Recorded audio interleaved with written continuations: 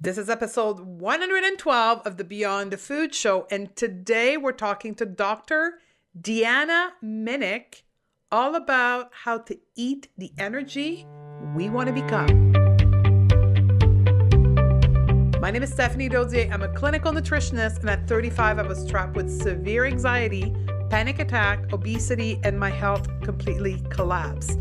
I needed solution, and the journey began. Each episode of the Beyond the Food Show, we bring you an expert or a message to help you achieve your health goal, unlock your self-confidence, and live a better life.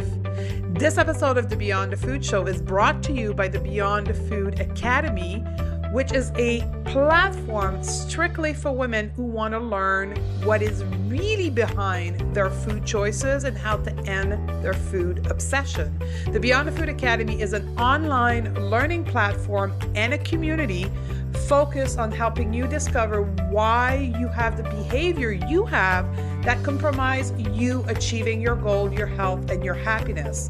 The Beyond the Food Academy is how you will move up to the next level of freedom and happiness in your life. You can currently register for the waiting list at stephaniedodier.com/academy. The next session is scheduled to open in February 2018. Today on the episode, we're going to talk about food, colors, and chakra, and how we need to eat the energy we want to become. And yes, this is going to include the C word. Now, what is the C word? The chakra. Chakra. I say it again. I've avoided saying that word on the podcast, although it is deeply, intrinsically in me. And if you've read the number one book that I always recommend to everyone, The Anatomy of the Spirit by Dr. Carolyn Myss, you know the word chakra.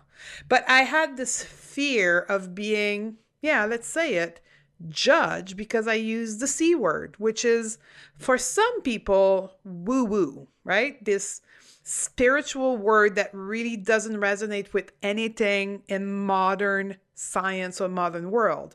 Well, I found this lady, Dr. Deanna Minich, which I actually have been following for years, and I'll get into that during the interview, who actually has demonstrated the link between the chakra, this old ancient medicine view on energy in the body, and the modern view with the endocrine system on how the energy are actually processed in the body, how our emotion, our feeling, our energy are intertwined with our hormonal system, our endocrine system, which is exact correlation with the C word, the chakra system. And that's what Dr. Deanna Minich is going to talk to us about it, and how with the simple outlook of color, we can link the two and actually modulate and regulate the energy in our body, which will lead to better mood and emotion regulation and mindset, and how our food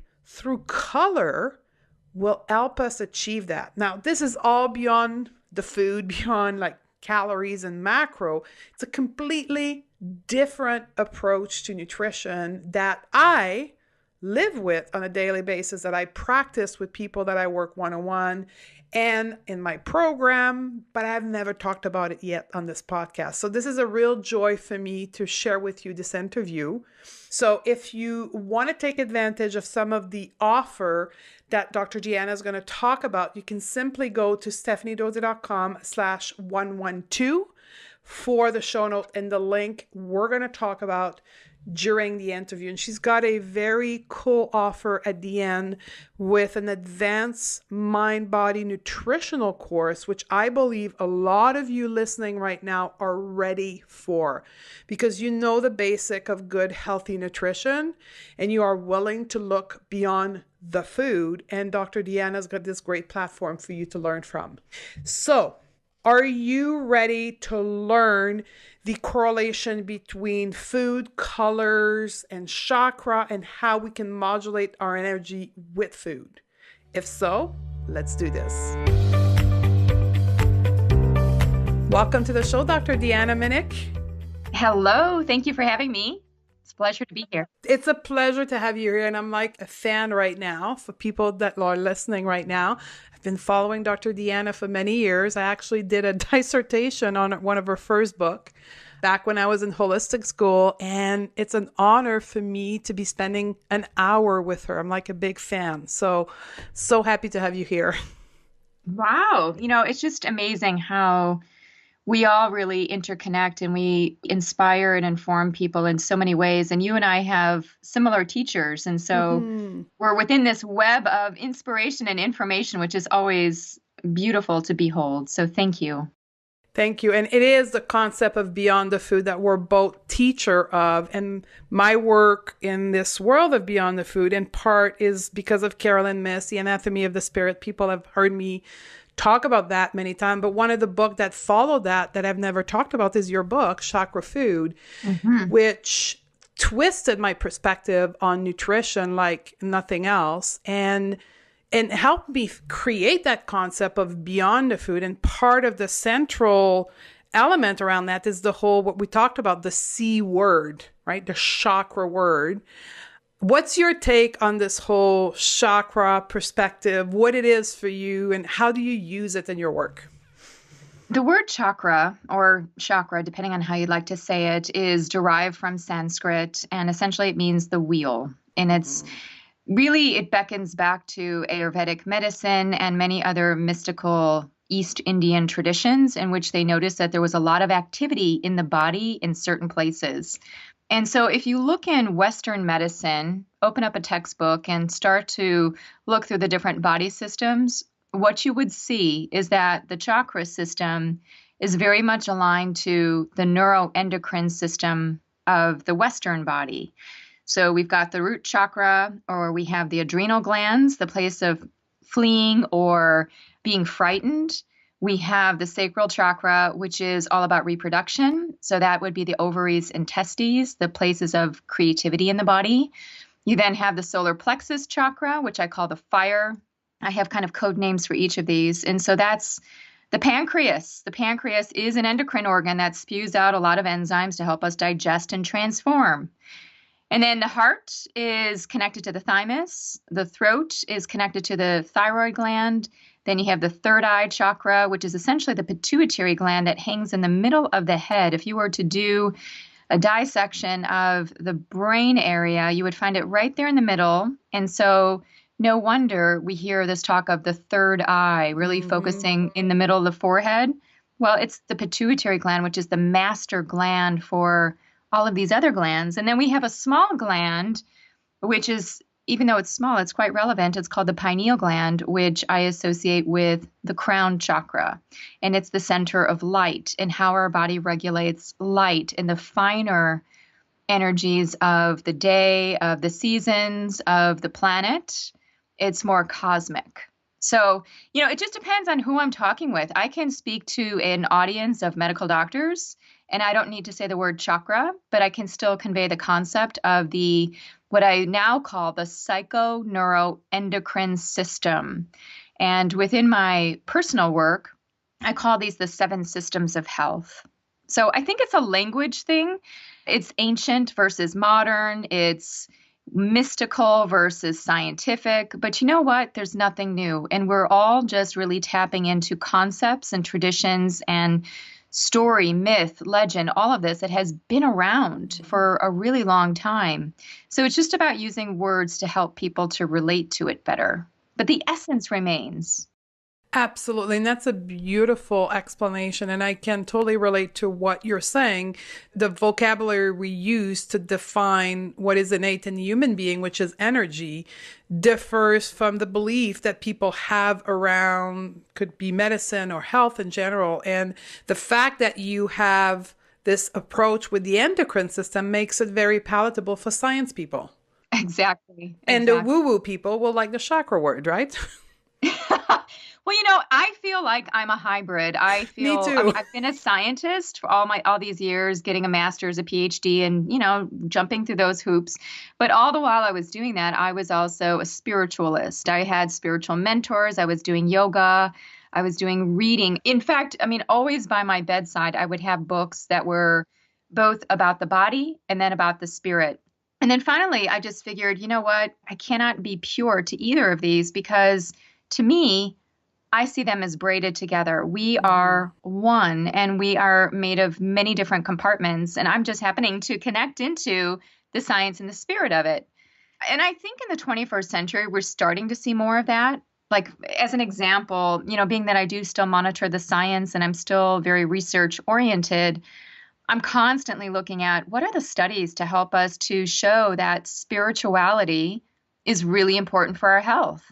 And one of the things that I have come across even more from my personal experience than the research is creativity. Because creativity is one of the things that has healed me, which is why I'm so glad that you have this show focused on beyond the food, because food itself just didn't get me well. And so I had to move into other domains. And I think that's another place where we have a lot of commonality is that we did do the pure nutrition thing and it didn't get us the whole healing that we were looking for. And we had to both move beyond the food. So what does it mean for you, Deanna, beyond the food? Beyond the food means that there's more than food. And just like we are more than our bodies. When I'm looking at the 7 systems of health, when I think of food, it resonates to our physical self, which is the root, the sacral, and the solar plexus chakras. That's the physical part of us. That is the lower body. It's our immune system. It's our sense of survival, fleeing or fighting. It's our sense of digestion. It's really putting us into that physical realm. What isn't accounted for with food, unless we take it into that realm, is our non-physical self. And that is sometimes what I refer to as the energetics of food. And as I was doing all this study on nutrition in my 20s during my graduate school days, I don't know if it was coming to me intuitively or what was happening, but I was thinking, why am I not seeing anything about the energies, the properties of certain foods and how they change my mood? How do the particles, the quantum physics of this food, the energetic signature, how is that changing me?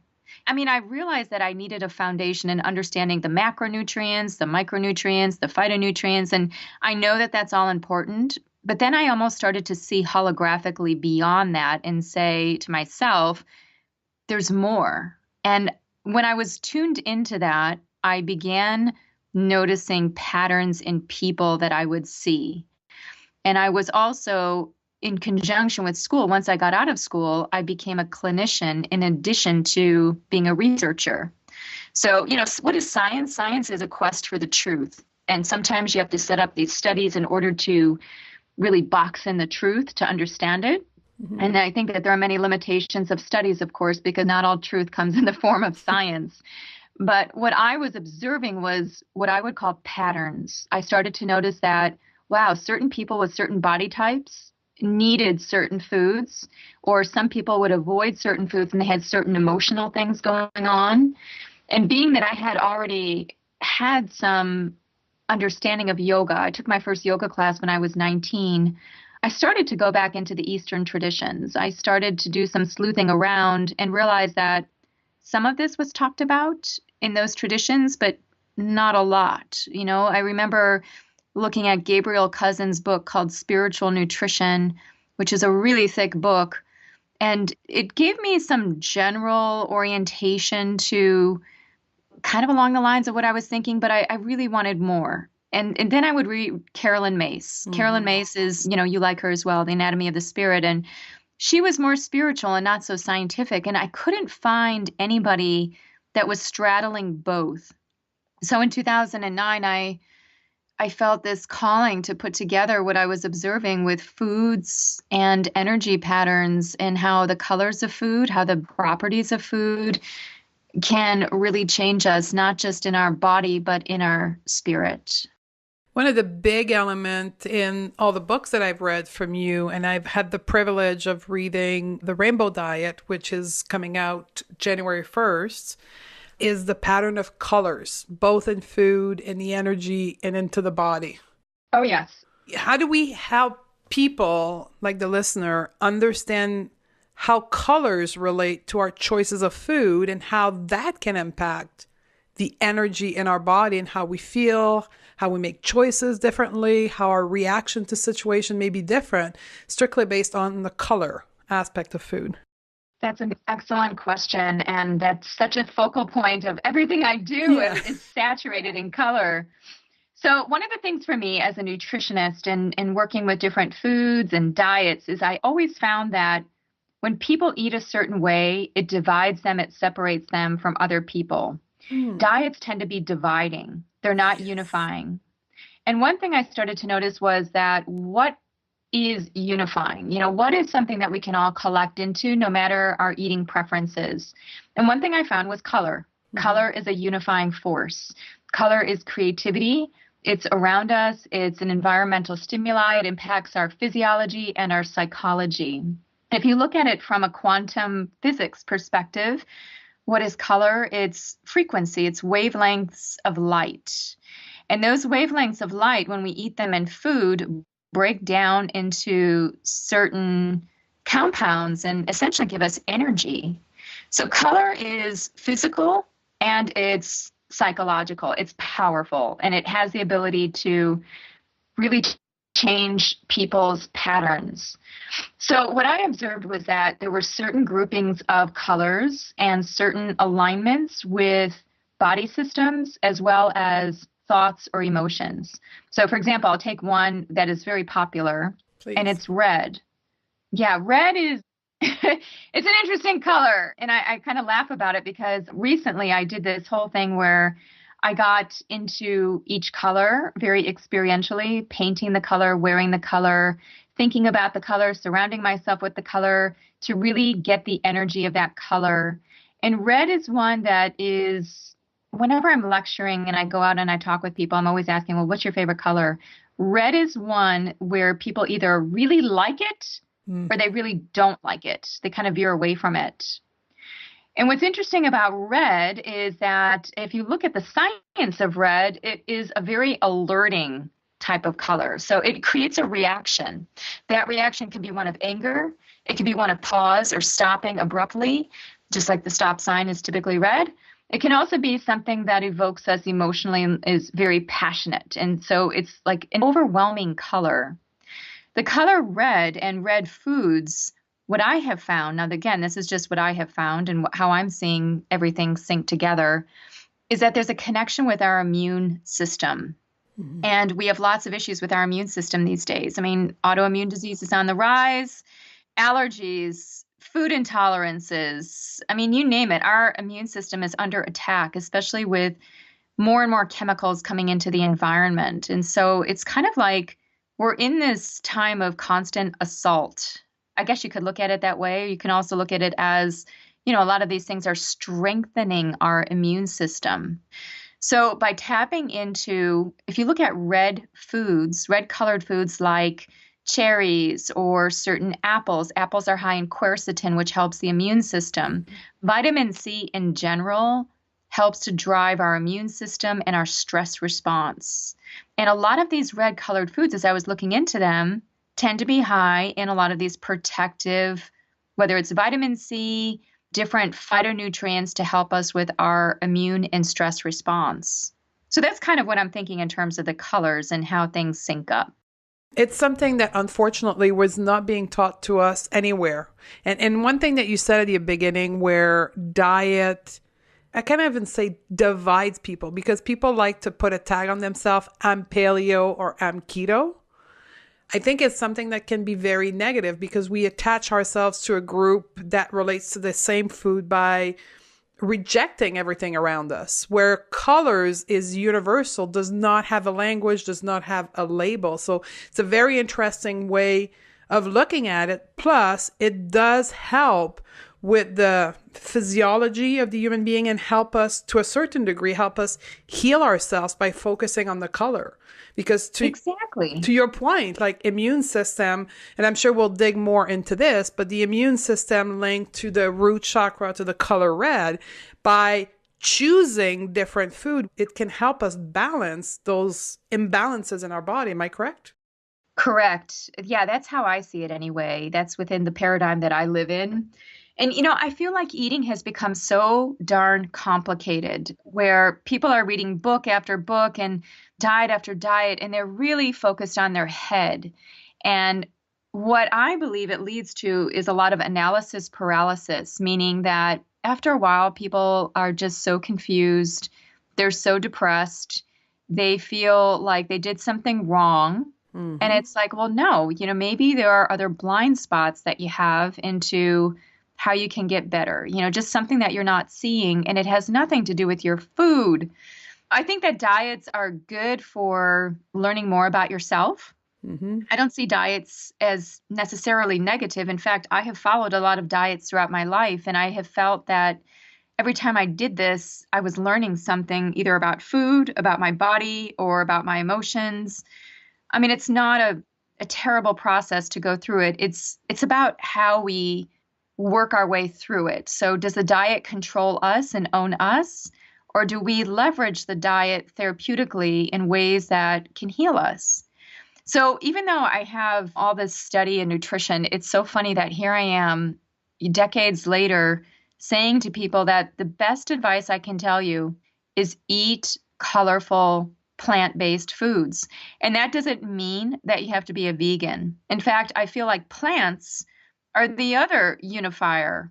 And so instead of saying food is medicine, I like to say colorful plants are medicine. And they really are. I mean, I'm sure that everybody listening right now eats plants in some way. We may not eat the same plants. Like I don't eat a lot of tomatoes. I'm not into nightshades.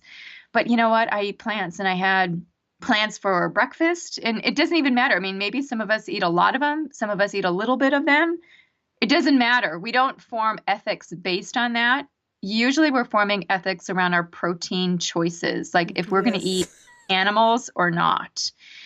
So again, I'm always looking to figure out what is unifying. And quite honestly, Stephanie, if you and I were to like arm wrestle on the literature of plant foods, there would be no contest, because plant foods in general, eating fruits and vegetables, leads to decreased rates of chronic disease across the board. It doesn't matter what it is. I mean, everything from cancer, cardiovascular, type 2 diabetes, prediabetes, metabolic syndrome, cognitive issues. I mean, you name it. I was just looking at a study the other day because I monitor the literature on fruits and vegetables. It's almost like there's nothing that I can find. I mean, it helps our immune system. I mean, just going right through all of the 7 systems, it's all right there. It's going to help us tremendously, even to our longevity. So a plant-based lifestyle full of fruits and vegetables and colors, because that's where we find most of our colors is in plants and vegetable, is what would potentially help us live a more balanced life, mind and body. Am I correct? You know what? Yes, you are. And I've actually seen this borne out in people. So, how we eat, here's one of my mantras. How we eat is how we live. How we live is how we eat.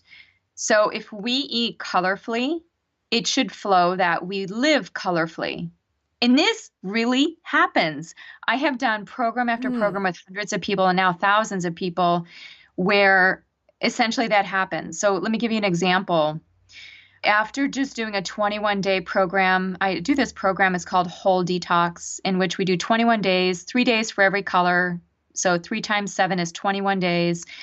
And after the program, or even during the program, people have these revelations. And they might say, oh my goodness, I was wearing white, navy blue, and beige and black. And I just realized that I have no color in my wardrobe. Or oh my gosh, my furniture in my house is all black and white. I need to start changing this. I need more color. There's this one woman who went through the program and she worked in a gray cubicle at work, right? Just a small cube, very boring. She dressed it up with all this color. She felt better. So when we eat better, chances are we're going to live a more colorful life in whatever way that manifests for us. And so it just brings our attention to color. And I think if we're eating colorful foods, like this morning, I was trying to assess like, okay, what colors am I getting? I had pomegranate seeds or arils. So this was red. And in my mind, I'm tabulating and just kind of like tracking, like, did I get all my colors?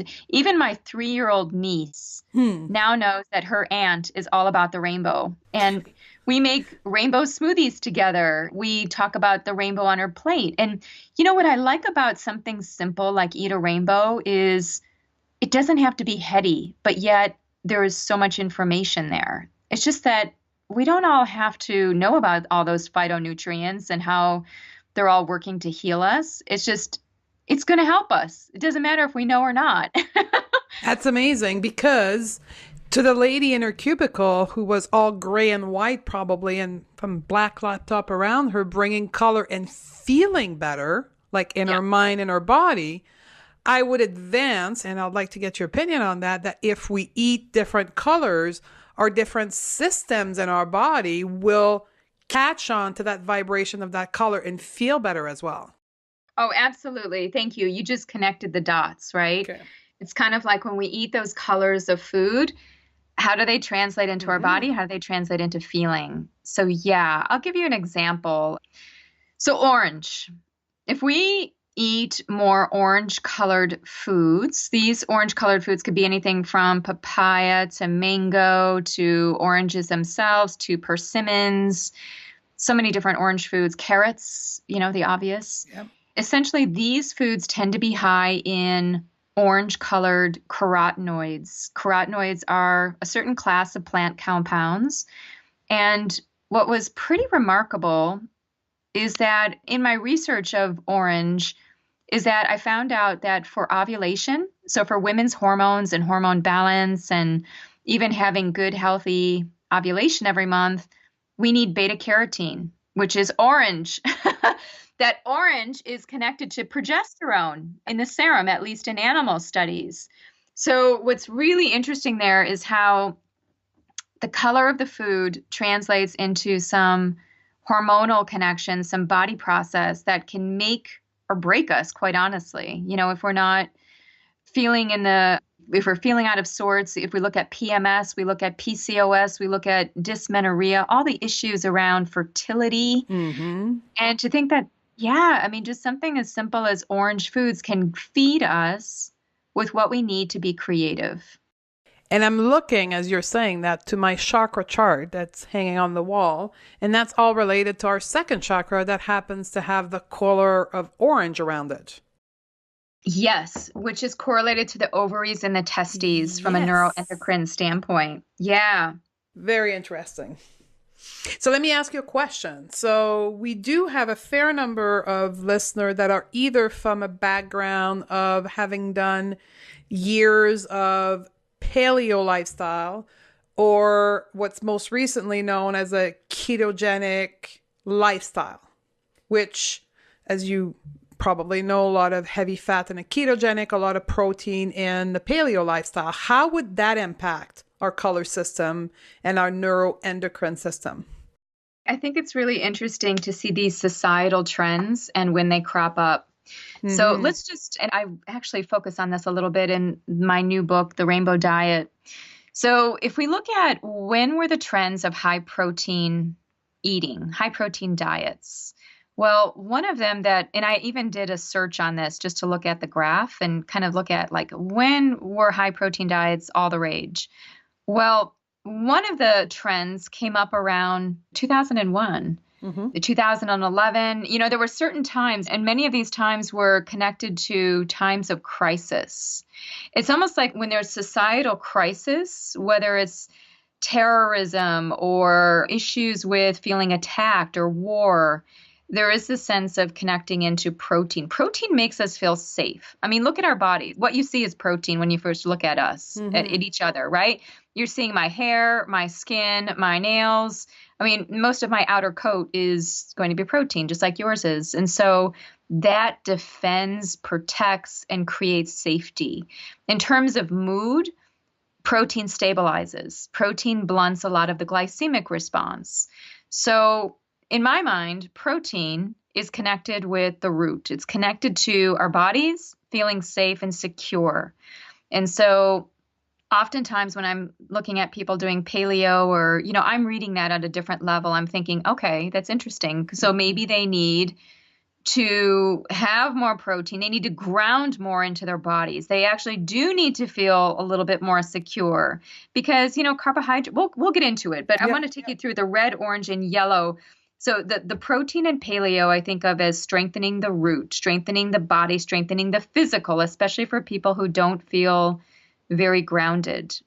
Going too far on paleo, however, can make people feel really stuck energetically. Yes.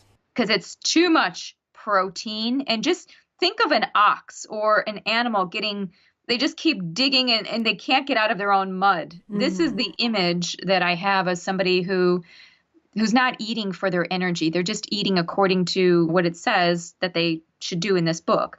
Now, keto is all about fat. It's mainly about fat. In the 7 systems that I've organized, fat is about the sacral chakra, which means it's about how you flow. It's about, do you go with the flow? Are you creative? I mean, fats are beautiful in the way that they are part of our structure, much like protein. They're in every cell membrane. So they create communication amongst our body organs and systems. So one of the things that happened in the 1990s is that we had this whole attack on fat, right? We had the fat war where everything was fat free. And what happened is everything became sugar full. And so with fat free, what I was looking at symbolically during that time was that fat to me correlates with emotion. It's the part of us that moves with the flow. It's the water element. I mean, look at fats and oils. I mean, either they have such flexibility to go from being solid or liquid when moving in between, depending on the temperature or their exposure. And so when people are following keto approaches, this is, again, to ward off a lot of the frenetic feeling of carbohydrate, but takes them, I would say people on keto definitely are very connected into the body because it is really resonant with that sacral chakra. And there's also, the only thing I've noticed, though, is that there's a sense of when you go overboard on it and it's not balanced, there's a sense of craving. There's a sense of longing. There's a sense of like, I don't know how else to describe it other than not being fulfilled. And so feeling like there's something more, like they're missing something. And sometimes these people following a keto regimen are missing something. I think that a lot of these diets are meant to be therapeutic. Yes. And not to be used long term. Keto is one of those things I see as a short term therapeutic approach. And then maybe once somebody moves off of that, they move into more of a modified keto, not a strict 70-20-10, but they're moving away into a more moderate approach with perhaps more vegetables and balancing elements. So yeah, I mean, I think every diet serves a purpose. Again, I think people learn when they go through these paleo, and there's a spectrum of each, right? There's a spectrum of what does it mean to be on a paleo diet? Does it mean that we make paleo cookies and paleo brownies?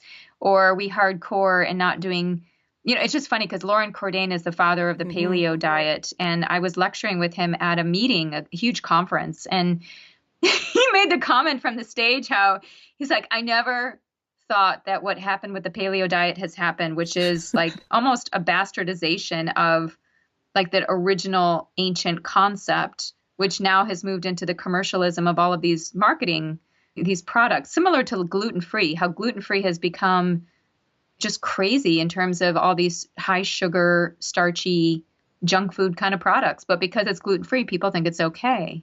Anyway, I'm going off on that whole area, but I can talk about that for hours. It's the whole commercialization. My God, my French today. Making money out of diet, right? So we're paleo this or keto bread or keto this. And it's just, it takes us away from the fundamental of what the therapeutic aspect of the diet was. Right. And what I really like of what you said, I want listeners to pay attention, is the balance aspect of those diet. There's nothing wrong with a pure, well-balanced paleo diet or ketogenic diet. It's when we fall into the excess and we become unbalanced and excessive in that particular micronutrient and what that can do to our energy in our body. And the excess can bring us unbalance emotionally and spiritually as well. Right.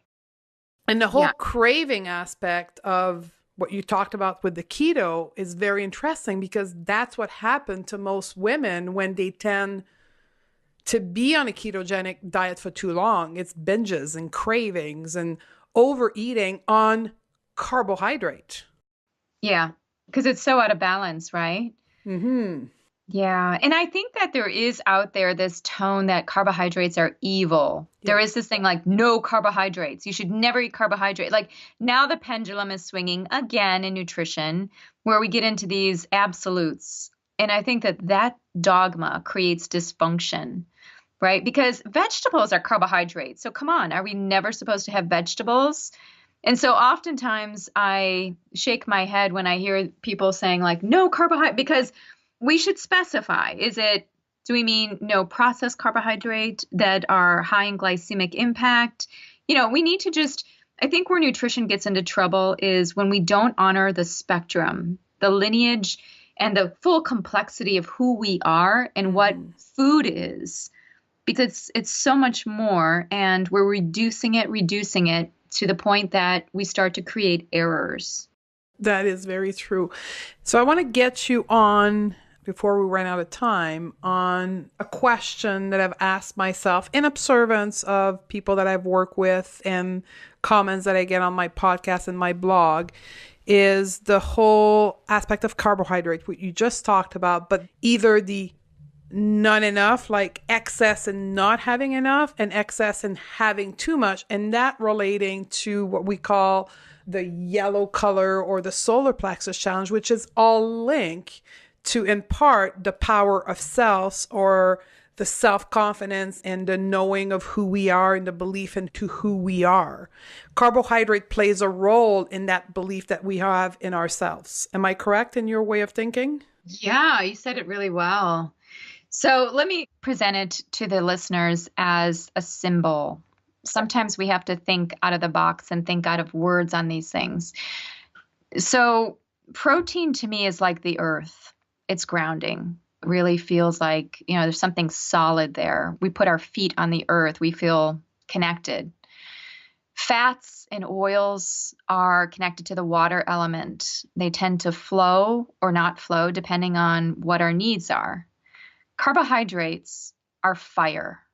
They're fire. It's like, so either we are going to have a simmering blue flame of hot energy that burns constantly, maybe like a boiler or something will be heating water, or we're going to have a raging out of control feeling where we feel burnt out. I mean, even look at the terminology that we use in our society to say how we feel with how we're doing. Oh, I'm burnt out. I'm fried to a crisp.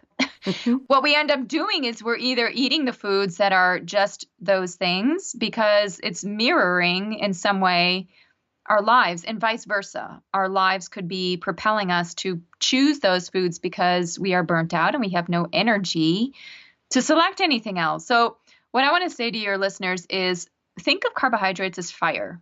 Sometimes a little bit of fire is just what we need to give us a little spark, give us a little rev, give us a little inspiring burst of some type.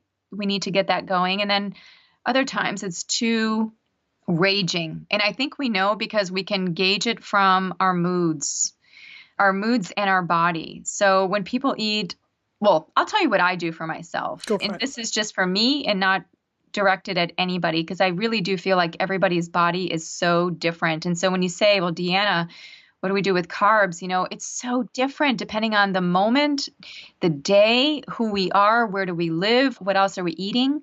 Always remember that we have a larger context. But I do talk about eating the energy you want to become. Brilliant. I have to say, I love this sentence. Repeat that again. Eat the energy you want to become. So if you're eating lots of processed carbohydrates, you're eating the energy of quick, fast, processed. Sometimes, if you think of artificial sweeteners or sugars, you're eating artificial, you're becoming artificial. There are these symbols, what is the food from its inner story perspective? Are we eating things that are grounding, things that are flowing, things that are fiery? If you think about it like that, rather than adhering to any particular number of grams, I just feel like when we look at the body as elemental, we just get a better feeling of it. So for me personally, I when it comes to sweeteners and sugar and carbohydrate, I've tried so many diets. So I've done paleo, I've done keto, I've been a vegan for a while. I was a raw foodist. I was a flexitarian where I was more flexible. I did the elimination diet. I mean, any diet like this, I pretty much have tried. And one of the things that I have felt is that, yeah, you know what? Sugar does throw me off, but certain sugars throw me off. And certain foods that contain those sugars throw me off. And so what I found that works for my body is the healthy yellow sweetener honey. I can do honey. I can do dates. It's funny because my mom was a health nut when I was growing up. And I remember every time I wanted something sweet, because for me, sweets were my downfall. It wasn't ice cream or something. I mean, it's just anything sweet. It was like cookies and cakes and donuts. And every time I would say to my mom that I wanted something sweet, she would say, go have a date. I'm like, I don't want a date. But now here I am thinking like, wow, dates are really great. And now I know how to couple sweeteners with protein, right? So like a date with a couple of almonds to blunt any kind of glycemic response. But I think if we stick closer to whole foods rather than processed sugars, and even, I'm going to say something that's going to surprise a lot of people, but stevia, it's in so many things. I don't think that there's anything really wrong with stevia other than the fact that it's a very high intensity sugar. Well, it's actually not a sugar, it's an herb, but it's high intensity sweet. And oftentimes it's our taste buds that are priming us and really connecting in. I mean, you probably know this already, but it's been found that we have taste sensors and receptors throughout our body. It's not just on our tongue. So it's just interesting. Will having high intensity things like stevia change our cravings? Will it make us crave more because we have this high intensity bar that we always come up against, rather than switching to something like a whole food, maybe like a puree or apple juice in a recipe, or I use molasses sometimes. So I never take anything away, because even in Ayurvedic medicine, there is this concept of honoring the different tastes. And if you walk away from a meal and you haven't had something that connects to the energy of sweet, whether it's a strawberry or whatever it is, you might crave it because it's incomplete. So I never like the idea of just shutting something off. I just like to make a better choice if I can. Within the context of always what I preach is real food. Yeah. If absolutely. The universe, God, whomever you believe into, has placed this element on this earth like date for the human to consume, it cannot be intrinsically bad for us. The excess or not having enough of it can be challenging for us, but it's not a bad food. Otherwise, it would have not been put on this planet for us. Now, high fructose corn syrup is a whole different ballgame. Right. And that was the intervention of humans to make things more densely sweet. And, I used to work for the food industry, and there's a lot of how do you make things taste better so people will buy them more. And I must say, it's a two-way street. You stop buying those products, those companies are going to follow the dollar. So they'll make other things, right? So they'll make paleo bread. They'll make, exactly. They'll create something else where we're going.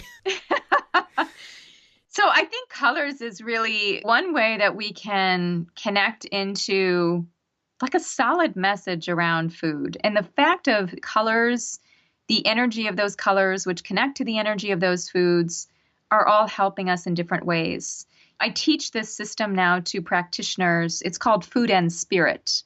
And so the food part and then the spirit, kind of the lifestyle, what you get at, Stephanie, with this podcast, right? It's not just what we eat, it's how we eat, it's when we eat, it's how we live. It's so really multi-layered, and it's like a kaleidoscope. We change one thing, we turn it one way, then the whole design changes.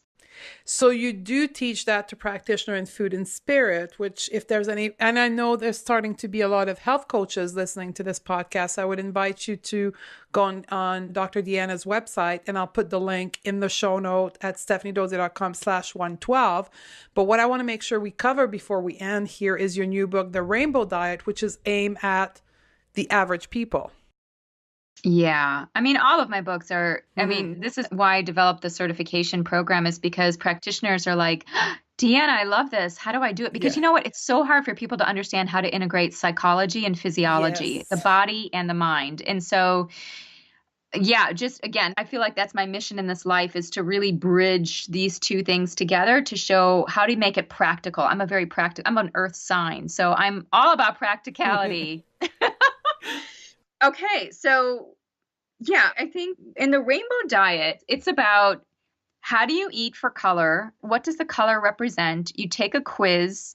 The quiz will tell you which color to focus on. You're always changing. You could do the quiz every week and get a different result. You can do it every couple of days and get a different result. But typically, probably 3 to 7 days is you're changing so much in terms of what you're working on. Sometimes it's more fast, sometimes it's more slow. So you do a quiz and then you're directed, either you can read the book from start to finish. This book has foods, eating, and supplements. I do think it's important to acknowledge the energy of supplements. I used to work in the supplement industry for 10 years, so I have a lot of, I guess, passion around proper education of how we use them. What is the energy of a calcium supplement? What do we look for? How does it align to the red part of us, as an example? Because it's structural. Like once you start thinking symbolic, you can't unthink this way. Nope. Then everything starts to line up. So that's what you'll see in the books. It's very practical in terms of looking at the 7 systems. It will give you foods for each of them. It will give you recipes for each of the foods. And then it will give you the supplements and how to use the supplements. Like, when should you be using it? When should you not be using it? How do you know if you're deficient? And Stephanie, I think you'll actually like this. I'm doing an in-depth course at the end of January 2018. It's called Rainbow Foods and Supplements, and it's all about how to teach people to put the foods and supplements together, and it's done in a physical way and an energetic way. It's much, much, much deeper than the book. In fact, it's been like months in the making of me pouring out my brain onto, paper. It's very thick, and it will be experiential.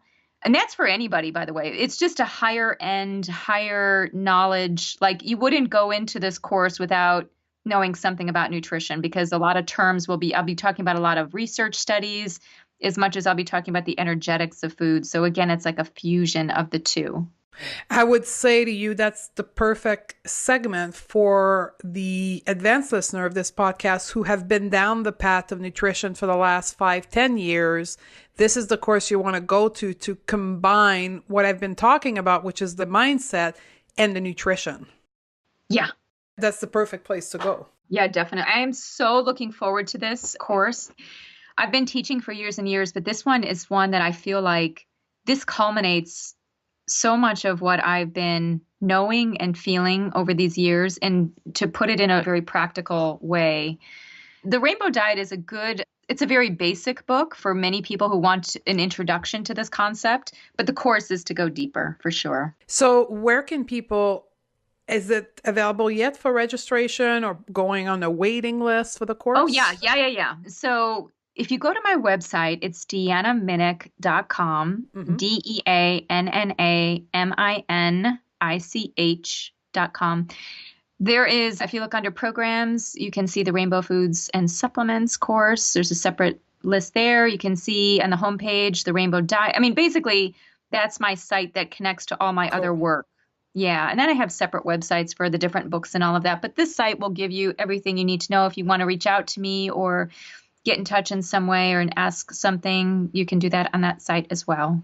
So I'll put the direct link when we finish the interview in the show note. That's stephaniedozzi.com/112. So if you're interested of looking up at the course or registering for it, you can do that for the listeners. So we're out of time, but I think me and you could talk for hours without a problem. I know, I'm realizing that. So I hope we get to talk again. This has been great. Yes, and I'm sure we will cross paths hopefully in 2018 somewhere in a conference. And I look forward to have you on the Going to Beyond the Food Project Summit in 2018 as well. So thank you very much for being here, Dr. Deanna. Thank you so much. Take care. there you have it. I hope you enjoyed it, and I'm so glad you stuck around right to the end and you're still here with me. If you did learn something and you enjoyed the show, there's a few things you can do right now to help me share this message with many more women. Number one, right from your listening device right now, if you're listening on an iPhone or an Android, you will see on the screen there is a share button. If you can press that, you will be able to share it via social media, via email, so you can send it to somebody special in your life who needs to hear that message. Let's face it, when we talk about energy, food, colors, and chakra, this is not something that will be published on the front page of the New York Times. This is not going to sell a lot of products. So we need to do the grassroots movement together, all of us, to share this information. Maybe somebody share the information with you. It's time to pay back and share this amazing interview with Dr. Deanna Minich with women in your network. You can also leave me a review, which I thoroughly enjoy and read every one of them. It's like my fuel to doing this work. So please leave me a review on your application right now.